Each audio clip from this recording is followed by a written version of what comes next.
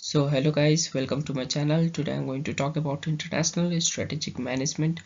So we will study about the concept of strategic management, strategy and opportunity assessment, role of strategy in international business, accessing global market opportunities, estimating or assessing market potential, approaches to global management, pressures for cost reduction and local responsiveness, choosing strategy, its types and choice, where it includes global, international, transnational, and multi-domestic. So, international strategic management. So, it is essential for managers for following reasons. In order to view the business analysis of external environment or PEST-LEG pistoled model. Next is to formulate the business mission, goals and programs, matching the corporate level goals with functional goals, and top management committed towards pushing lower level management operations. And it is essential to identify and manage the firm's competencies and unique resources to emerge the winners in the international market. There are following components of IB strategy, which is resource allocation, distinctive competence, and synergy. Now we have strategy and opportunity assessment.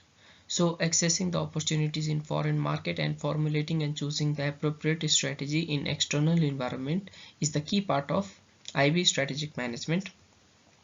It is concerned with evaluating the firm's competencies that keep it different from competitors. The global market opportunity is favorable combination of circumstances, locations, timing that offers prospects for exporting, investing, resourcing, partnering in foreign market. So IB manager try to coordinate sourcing, marketing, manufacturing and other value adding activities on the worldwide basis. So IB strategy and opportunity seeks to develop the product that make base customer. So it requires skillful organizing, integrating, coordinating activity. Next we have role of strategy in international business. So strategy is a planned set of actions that manager employ to make the best use of firm's resources and the core competencies in order to gain the competitive advantage. So there is SWOT, short analysis, which decides which customer to target, what product to offer, how to deal with competitors, how to organize and coordinate the firm's activities. So firm wants to be globally competitive on three basic objectives. So which is efficiency, flexibility and learning. So coming first towards the efficiency, it refers to reducing the cost of firm's operations and activities in the global scale. There is a special attention to how they organize their research and development, manufacturing, product source, marketing and customer service. It ensures that provide low cost part and components with quality. Next is the flexibility. It is concerned to accommodate risk and opportunity. The diversity and volatility of international environment are challenging for the managers. It affects the firm's ability to tap the local resources and sustain the challenges for manager. Manager may sign contracts with suppliers and distributors, engaging the direct investment or adapting marketing and human resources. It ensures that it can respond to the specific customer's need in individual foreign market. Next we have learning. So it is ability to learn from operating in international environment and apply this learning in the worldwide basis. So global business environment provides unique learning opportunity to the firm that internationalize its business. So MNC acquire the new technical and managerial know-how for which there is new product line, improved research and development capabilities, cultural knowledge, partnering skills and survival capabilities in unfamiliar environment. Now we have accessing the global market opportunities. So first is analyzing the organization to internationalize. Second is accessing the suitability of goods and services for the foreign market. Screening countries to identify the target market, accessing industry market potential, choosing the foreign business partner, and lastly we have estimating the company sales potential. Now estimating or accessing market potential, there is two types. First is estimating industry market potential, next is estimating company sales potential. So first estimating industry market potential. So estimate of sales for all the firms in the particular industry for the specific period. The industry specified market has its potential indicators to access and analyze. So it enables researchers to refine the analysis and identify the most attractive country for the firm's product and service, gain industry specific insights, and to understand how to adapt its product. Now we have many data or variables are considered over here.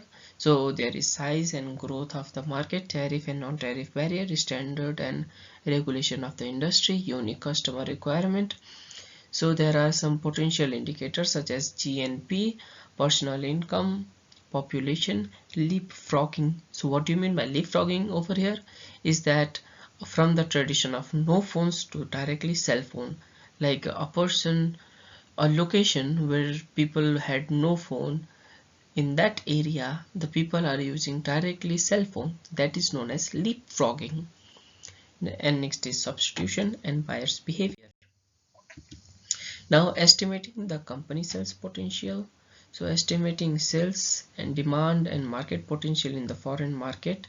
There is the share of annual industry sales the firm can realistically achieve in target country. It requires the researchers to obtain highly refined market information. There are some determinants of company sales potential. So there is height of competition, finance, price and financing of sales, quality of HR, quality of financial resources, risk bearing, access to distribution channel, and firm's reputation.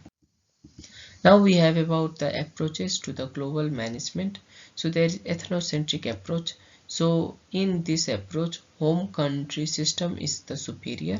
It seeks similar in foreign countries as well.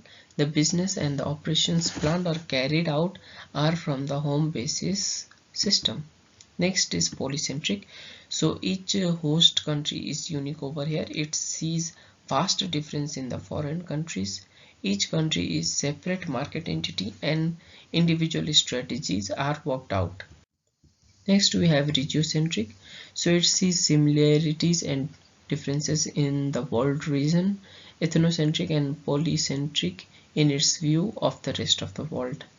So management policy covers up a group of the country which have comparable business and market characteristics.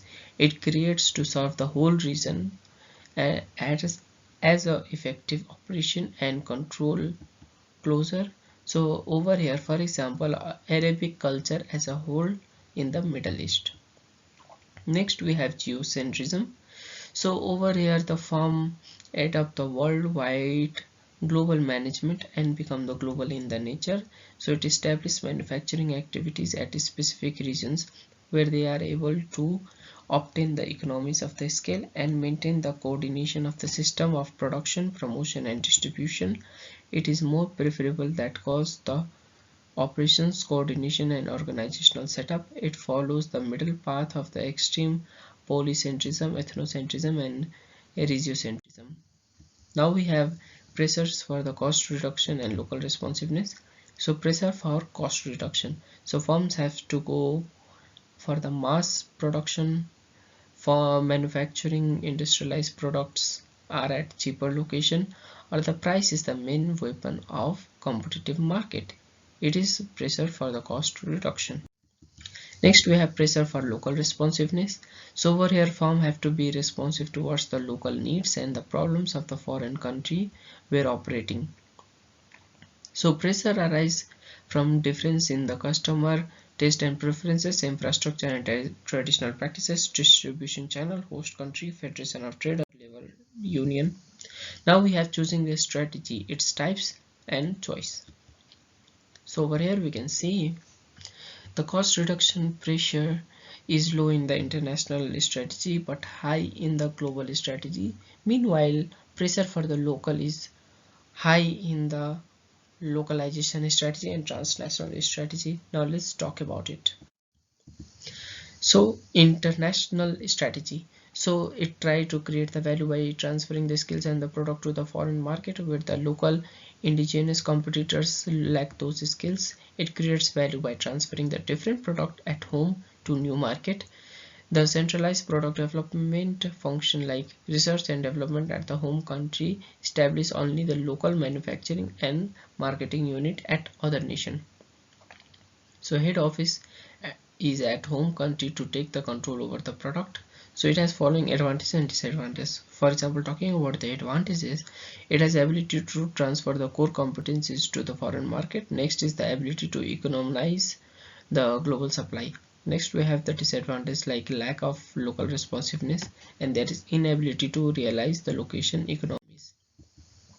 Next we have multi-domestic or localization strategy. So it is customized farm product or management strategy or business strategy to the condition of the foreign country where it is operating. So it localizes the farm's product and business as per the local condition. The strategy is to orient in achieving the maximum local responsiveness. It is established to complete the set of values for creating activities including the promotion, marketing, research and development. So it has following advantage and disadvantage. So talking about advantages, it has ability to customize the product.